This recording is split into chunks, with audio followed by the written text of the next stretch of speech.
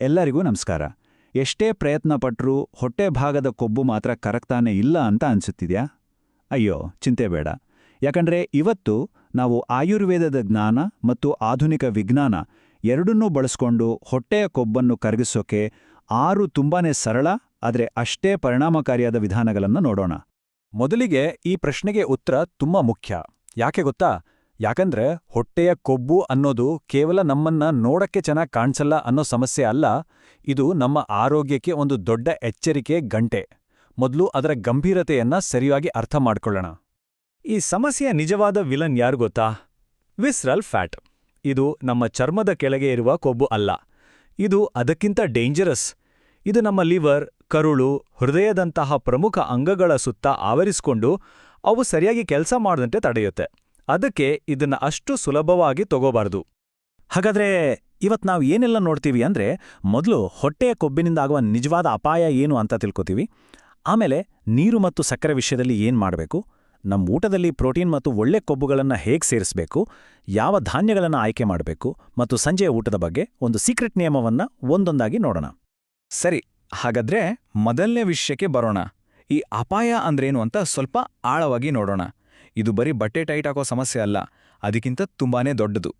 ನೋಡಿ, ಈ visceral fat ಅಂದ್ರೆ ಆಂತರಿಕ ಕೊಬ್ಬು ಎಂತೆಂಥ ಸಮಸ್ಯೆ ತರುತ್ತೆ ಅಂದ್ರೆ, ಫ್ಯಾಟಿ ಲಿವರ್, ಟೈಪ್ 2 ಡಯಾಬಿಟೀಸ್, ಹೃದಯಕ್ಕೆ ಸಂಬಂಧಪಟ್ಟ ಕಾಯಿಲೆಗಳು ಮತ್ತು ಹೈ ಬ್ಲಡ್ ಪ್ರೆಷರ್. ಈ ಸಮಸ್ಯೆಗಳಿಗೆಲ್ಲ ಇದು ನೇರವಾಗಿ ಕಾರಣವಾಗುತ್ತೆ. ಈಗ ಅರ್ಥ ಆಗಿರ್ಬೇಕಲ್ವಾ ಇದನ್ನ ಯಾಕಿಷ್ಟು ಸೀರಿಯಸ್ ಆಗಿ ತಗೋಬೇಕು ಅಂತ? ಸರಿ, ಅಪಾಯದ ಬಗ್ಗೆ ಗೊತ್ತಾಯ್ತು. ಈಗ ಪರಿಹಾರಗಳ ಕಡೆಗೆ ನೋಡೋಣ ಅಲ್ವಾ? ಮೊದಲನೇದು ತುಂಬಾನೇ ಸಿಂಪಲ್ ಆದರೆ ಅಷ್ಟೇ ಪವರ್ಫುಲ್ ಆದ ಟೆಕ್ನಿಕ್. ಹೌದು, ನಾವು ಕುಡಿಯೋ ನೀರಲ್ಲೇ ಒಂದು ದೊಡ್ಡ ರಹಸ್ಯ ಅಡಗಿದೆ. ಪ್ರತಿದಿನ ಈ ಒಂದು ಸರಳ ಅಭ್ಯಾಸದಿಂದ ದಿನವನ್ನ ಶುರು ಮಾಡಿ. ಬೆಳಗ್ಗೆ ಎದ್ದ ತಕ್ಷಣ ಬ್ರಷ್ ಮಾಡೋಕ್ಕೂ ಮುಂಚೆ 1 ಲೋಟ ಉಗುರು ಬೆಚ್ಚಗಿನ ನೀರು ಕುಡಿಯಿರಿ. ಇದು ನಮ್ಮ ದೇಹದ ಮೆಟಬಾಲಿಸಮ್ಗೆ ಒಂದು ಕಿಕ್ ಸ್ಟಾರ್ಟ್ ಕೊಟ್ಟ ಹಾಗೆ. ಕೊಬ್ಬು ಕರಗಿಸೋ ಪ್ರಕ್ರಿಯೆ ಶುರುವಾಗುತ್ತೆ. ಇಲ್ಲಿದೆ ಇನ್ನೊಂದು ಸೂಪರ್ ಟ್ರೆಕ್. ಊಟ ಆದ್ಮೇಲೆ ಮಧ್ಯದಲ್ಲಿ ಲೈಟಾಗಿ ಹಸಿವಾದಾಗ ಅನ್ಸಿದ್ರೆ ಸ್ನ್ಯಾಕ್ಸ್ ಕಡೆ ಕೈ ಹಾಕೋ ಬದಲು ಮೊದಲು 1 ಗ್ಲಾಸ್ ನೀರು ಕುಡೀರಿ. ಕೆಲವೊಮ್ಮೆ ನಮ್ಮ ಮೆದುಳಿದೆಲ್ಲ ಅದಕ್ಕೆ ಬಾಯಾರಿಕೆ ಆದ್ರೂ ಹಸಿವು ಅಂತಾನೆ ಅನ್ಸುತ್ತೆ. ಇದು ಸುಖಸುಮ್ನೆ ಕ್ಯಾಲರಿ ತಿನ್ನೋದನ್ನ ತಪ್ಸುತ್ತೆ. ಈಗ ನಾವು ಹೊಟ್ಟೆಯ ಕೊಬ್ಬಿನ ಅತಿದೊಡ್ಡ ಶತ್ರು ಅಂದ್ರೆ ವಿಲನ್ ಬಗ್ಗೆ ಮಾತಾಡೋಣ. ಅದು ಬೇರೆ ಯಾವುದೂ ಅಲ್ಲ, ರಿಫೈನ್ಡ್ ಶುಗರ್. ಈ ಸ್ವೀಟ್ಸ್, ಪೇಸ್ಟ್ರಿಗಳು ನಮ್ಮ ರಕ್ತದಲ್ಲಿ ಇನ್ಸುಲಿನ್ ಮಟ್ಟವನ್ನು ಸಡನ್ನಾಗಿ ಹೆಚ್ಚಿಸ್ತವೆ. ಇದು ನಮ್ಮ ದೇಹಕ್ಕೆ ಬೇಗ ಬೇಗ ಫ್ಯಾಟ್ ಸ್ಟೋರ್ ಮಾಡ್ಕೋ ಅಂತ ಸಿಗ್ನಲ್ ಕೊಟ್ಟಾಗೆ. ಸರಿ, ಏನನ್ನ ಬಿಡಬೇಕು ಅಂತ ಗೊತ್ತಾಯ್ತು. ಹಾಗಾದ್ರೆ ನಮ್ಮ ಡಯಟಿಗೆ ಏನನ್ನ ಸೇರಿಸ್ಕೋಬೇಕು? ನಮ್ಮ ಶಕ್ತಿ ಹೆಚ್ಚಿಸಿ ಕೊಬ್ಬು ಕರಗ್ಸಕ್ಕೆ ಏನ್ಬೇಕು? ಇಲ್ಲಿ ಬರೋದೇ ಪ್ರೋಟೀನ್ ಮತ್ತು ಒಳ್ಳೆಯ ಕೊಬ್ಬುಗಳು. ಇದಕ್ಕೆಲ್ಲ ದುಬಾರಿ ಪ್ರೋಟೀನ್ ಪೌಡರ್ಗಳೇ ಬೇಕಂತ ಇಲ್ಲ. ನಮ್ಮ ಅಡಿಗೆ ಮನೆಯಲ್ಲೇ ನೋಡಿ, ಬೇಳೆಕಾಳು, ಕಡಲೆ, ರಾಜ್ಮಾ, ಪನೀರ್, ಮೊಸರು ಇವೆಲ್ಲ ಪ್ರೋಟೀನ್ನ ಅದ್ಭುತ ಮೂಲಗಳು. ಇವು ಹೊಟ್ಟೆ ತುಂಬಿದಾಗೆ ನೋಡ್ಕೊಳ್ತವೆ ಮತ್ತೆ ಮತ್ತೆ ಹಸಿವಾಗೋದನ್ನ ಕಡಿಮೆ ಮಾಡ್ತವೆ. ಎಲ್ಲ ಕೊಬ್ಬುಗಳು ಕೆಟ್ಟದ್ದು ಅಂತ ಅಂದ್ಕೋಬೇಡಿ. ಹೊರಗಡೆ ಸಮೋಸ, ಪಕೋಡ ಅಂತ ಕರಿದ ತಿಂಡಿಗಳಲ್ಲಿ ಬಳಸೋ ಸುಟ್ಟ ಎಣ್ಣೆಲಿರೋ ಟ್ರಾನ್ಸ್ ಫ್ಯಾಟ್ ತುಂಬಾನೇ ಅಪಾಯಕಾರಿ.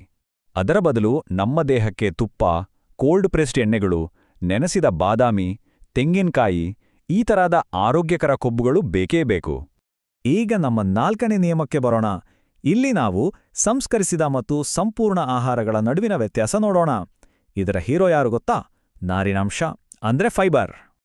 ಮೈದಾದಿಂದ ಮಾಡಿದ ವೈಟ್ ಬ್ರೆಡ್, ಬಿಸ್ಕಿಟ್ಗಳೆಲ್ಲ ನಮ್ಮ ರಕ್ತದಲ್ಲಿ ಸಕ್ಕರೆಯನ್ನ ಒಮ್ಮೆಲೆ ಜಾಸ್ತಿ ಮಾಡ್ತವೆ. ಇದರಿಂದ ಕೊಬ್ಬು ಶೇಖರಣೆ ಆಗುತ್ತವೆ. ಅದರ ಬದಲು ಫೈಬರ್ ಹೆಚ್ಚಾಗಿರೋ ಗೋಧಿ ಹಿಟ್ಟು, ಕುಚ್ಚಲಕ್ಕಿ, ಸಿರಿಧಾನ್ಯಗಳನ್ನ ಬಳಸಿ. ಇವು ಸಕ್ಕರೆ ಮಟ್ಟವನ್ನ ಸ್ಥಿರವಾಗಿಟ್ಟು ಕೊಬ್ಬು ಸೇರದ ಹಾಗೆ ನೋಡ್ಕೊಳ್ತವೆ. ಇಲ್ಲೊಂದು ಸಣ್ಣ ಆದ್ರೆ ತುಂಬಾ ಮುಖ್ಯವಾದ ಟಿಪ್. ಯಾವಾಗಲೂ ಒಂದೇ ಥರ ತಿಂದು ಬೋರ್ ಮಾಡ್ಕೋಬೇಡಿ. ವೈವಿಧ್ಯತೆ ಇರಲಿ. ಇವತ್ತು ಗೋಧಿ ರೊಟ್ಟಿ ತಿಂದ್ರೆ ನಾಳೆ ಸಿರಿಧಾನ್ಯದ ದೋಸೆ, ನಾಳಿದ್ದು ಕಡಲೆ ಹಿಟ್ಟಿನ ಚಿಲ್ಲ, ಹೀಗೆ ಬದಲಾಯಿಸ್ತಾ ಇರಿ. ಇದರಿಂದ ದೇಹಕ್ಕೆ ಎಲ್ಲಾ ತರಹದ ಪೋಷಕಾಂಶಗಳು ಸಿಗ್ತವೆ. ಈಗ ಬರ್ತಾ ಇರೋದು 5ನೇ ನಿಯಮ. ಬಹುಶಃ ಇದೇ ಎಲ್ಲಕ್ಕಿಂತ ಪವರ್ಫುಲ್ ಅಂತಾನೂ ಹೇಳ್ಬೋದು. ಇದು ನಮ್ಮ ದೇಹದ ನೈಸರ್ಗಿಕ ಗಡಿಯಾರವನ್ನ ಬಳಸ್ಕೊಂಡು ಕೊಬ್ಬನ್ನ ಕರಗಿಸೋ ಒಂದು ಅದ್ಭುತ ವಿಧಾನ. ಈ ಟೈಮ್ಲೈನ್ ನೋಡಿ, ತುಂಬ ಸಿಂಪಲ್. ನಿಮ್ಮ ಕೊನೆಯ ಊಟವನ್ನು ಸಂಜೆ 7 ಗಂಟೆಯೊಳಗೆ ಮುಗಿಸಿ. ಆಮೇಲೆ ಮರುದಿನ ಬೆಳಗ್ಗೆ ತಿಂಡಿ ತಿನ್ನವರೆಗೂ ಏನನ್ನೂ ತಿನ್ಬೇಡಿ. ರಾತ್ರಿ ಹೊತ್ತು ನಮ್ಮ ಜೀರ್ಣಕ್ರಿಯೆ ಸ್ಲೋ ಆಗುತ್ತೆ. ಆಗ ದೇಹಕ್ಕೆ ಶಕ್ತಿ ಬೇಕಲ್ವಾ? ಅದು ನಮ್ಮ ಹೊಟ್ಟೆಯಲ್ಲಿರೋ ಕೊಬ್ಬನ್ನೇ ಕರಗಿಸಿ ಶಕ್ತಿ ತಗೊಳುತ್ತೆ. ಅಷ್ಟೇ, ರಾತ್ರಿ ಇಡೀ ಫ್ಯಾಟ್ ಬರ್ನಿಂಗ್ ಆಗ್ತಾನೇ ಇರುತ್ತೆ. ಸರಿ, ಇಷ್ಟೆಲ್ಲ ನೋಡಿದ್ವಿ. ಈಗ ಎಲ್ಲವನ್ನೂ ಒಟ್ಟಿಗೆ ಸೇರಿಸಿ ಒಂದು ಕ್ವಿಕ್ ರೀಕ್ಯಾಪ್ ಮಾಡೋಣ, ಓಕೆ? ಈ ಮುಖ್ಯವಾದ ಪಾಯಿಂಟ್ಸ್ಗಳನ್ನು ನೆನ್ಪಿನಲ್ಲಿಟ್ಕೊಳ್ಳಿ. ಈ 6 ಹಂತಗಳ ಹಿಂದಿನ ಐಡಿಯಾ ತುಂಬಾನೇ ಸರಳ. ನಮ್ಮ ದೇಹಕ್ಕೆ ಸರಿಯಾದ ಇಂಧನವನ್ನು ಸರಿಯಾದ ಸಮಯದಲ್ಲಿ ಕೊಡಬೇಕು. ಸಕ್ಕರೆ ಮತ್ತು ಸಂಸ್ಕರಿಸಿದ ಆಹಾರಗಳನ್ನ ದೂರ ಇಟ್ಟು ನೈಸರ್ಗಿಕ ಆಹಾರಗಳಿಗೆ ಪ್ರಾಮುಖ್ಯತೆ ಕೊಡಬೇಕು. ನೆನಪಿಡಿ, ಇವು ಕೇವಲ ನಿಯಮಗಳಲ್ಲ, ಬದಲಾಗಿ ಇದೊಂದು ಆರೋಗ್ಯಕರ ಜೀವನ ಶೈಲಿಗೆ ದಾರಿ. ಹಾಗಾದ್ರೆ ಕೊನೆಯದಾಗಿ ಈ ಪ್ರಶ್ನೆನ ಯೋಚನೆ ಮಾಡಿ. ನಮ್ಮ ಆಂತರಿಕ ಅಂಗಗಳು ಆ ಅಪಾಯಕಾರಿ ಕೊಬ್ಬಿನಿಂದ ಉಸಿರುಗಟ್ತಿವೆ.